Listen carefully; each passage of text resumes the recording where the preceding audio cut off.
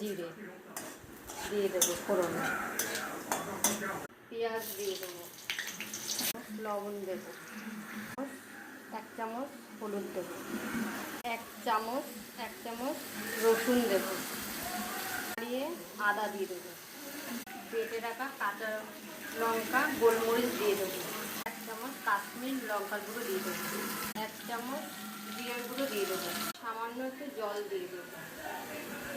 5 মিনিটের জন্য ঢাকা দিয়ে রেখে দেবো। 5 মিনিট পরে ঢাকনাটা খুলে নিলাম, হয়ে গেছে। এখন আমি খাসির মাংসটা দিয়ে দেবো।